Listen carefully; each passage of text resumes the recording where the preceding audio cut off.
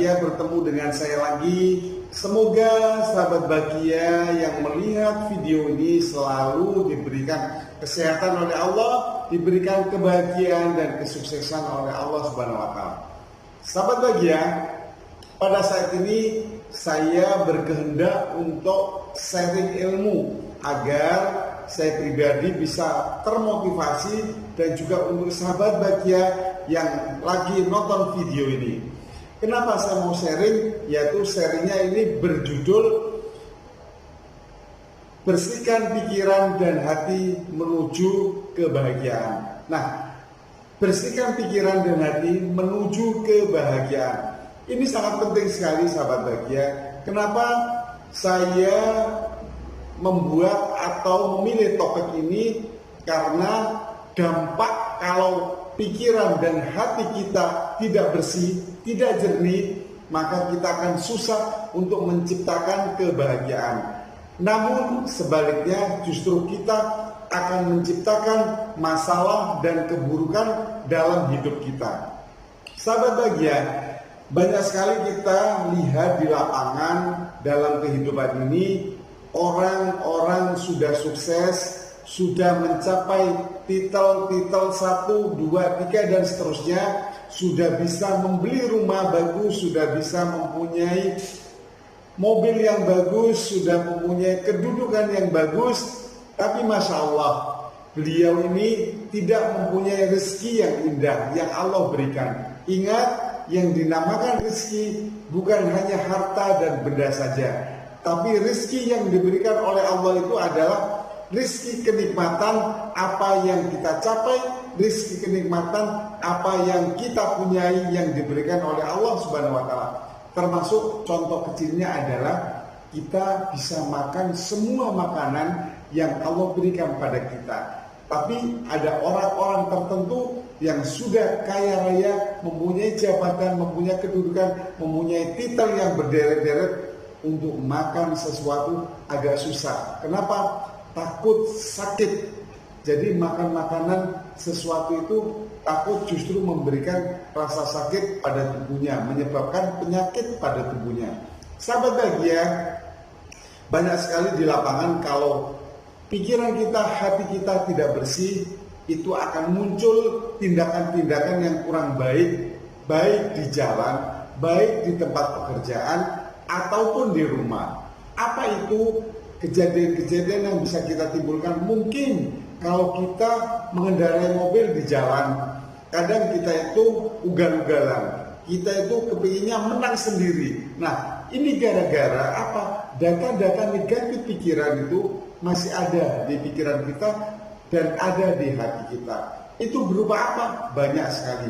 Bisa berupa dendam, bisa berupa iri, bisa berupa traumatik pada zaman-zaman dahulu. Mungkin melihat teman-temannya dulu kita sering diejek teman sehingga kita punya dendam, awas nanti kalau saya sampai berhasil. Nah, kata-kata awas ini justru akan membebani diri kita, akan membalikkan sifat kita menjadi sifat yang sombong dan membuahkan hasil yang jelek pada orang sekitarnya.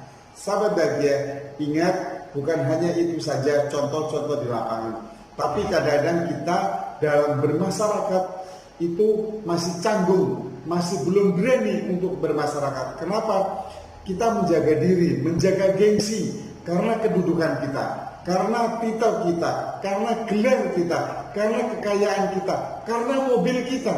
Jadi kita masih bergengsi untuk bersama bersilaturahmi dengan orang-orang sekitar kita. Padahal semua itu kalau dilakukan baik dalam kehidupan kita bermasyarakat dan bertetangga. Sahabat bahagia, kita ingin hidup ini menjadikan sesuatu yang bahagia buat diri kita, keluarga kita, dan orang lain. Maka itu ciptakanlah kebahagiaan. Untuk menciptakan kebahagiaan diperlukan jernih pikiran dan jernih hati. Nah, sahabat bahagia semua, bagaimana cara untuk menciptakan kebahagiaan itu? Perbaiki pikiran kita, perbaiki hati kita. Yaitu bagaimana cara memperbaiki pikiran kita? Perbaiki pikiran kita yaitu dengan cara-cara pikiran-pikiran kita yang negatif yang kita dapat dari penglihatan kita yang kita dapat dari visual kita itu dirubah menjadi sesuatu yang indah, sesuatu yang baik, sesuatu yang memotivasi diri kita untuk menjadi lebih baik. Contoh, kalau kita melihat teman kita menjadi sukses dan hebat teman itu, berarti kita tidak boleh iri. Justru kesuksesan teman kita dan kebaikan teman kita harus menjadi motivasi bahwa saya harus mencontoh beliau dan kita harus dekat dengan beliau.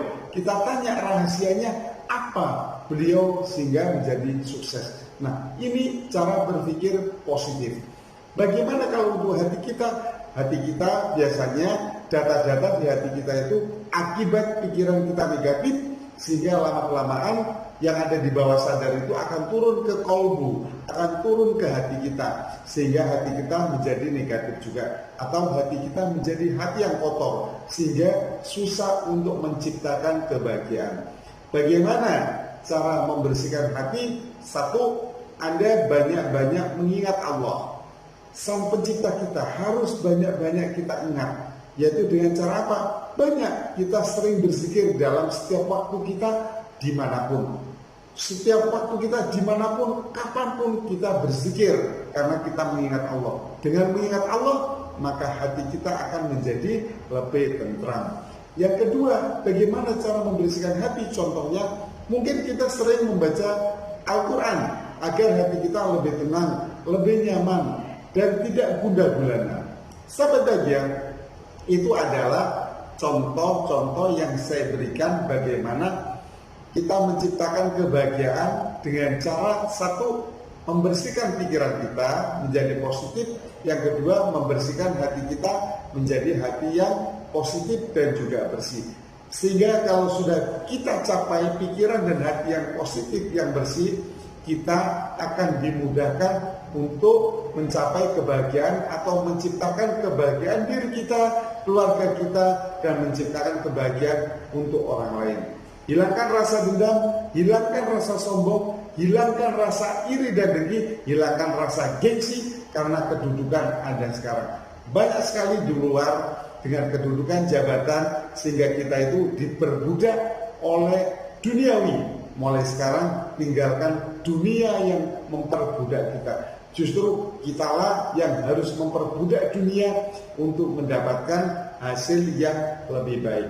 Kalau kita memperbudak dunia, maka kita yang bisa mengatur kapan waktunya kita berbuat baik, kapan waktunya kita berbuat tegas, kapan waktunya kita menolong, kapan waktunya kita membantu.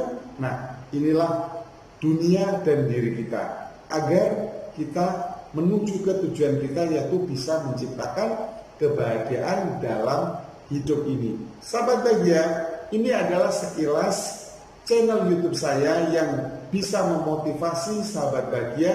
Mudah-mudahan ayo kita terapkan, karena ini sangat penting sekali dalam hidup kita. Jangan sampai kita diperbudak oleh dunia. Justru dunia yang harus kita perbudak agar kita lebih menguasai dunia dan bukan dunia yang menguasai diri kita. Ingat, masih ada kehidupan di akhir dunia ini yang lebih kekal buat diri kita. Kurang lebihnya saya mohon maaf, semuanya datangnya kebaikan dari Allah Subhanahu wa taala dan kekurangannya dari diri saya sendiri. Wassalamualaikum warahmatullahi wabarakatuh. Selamat mencoba untuk menciptakan kebahagiaan.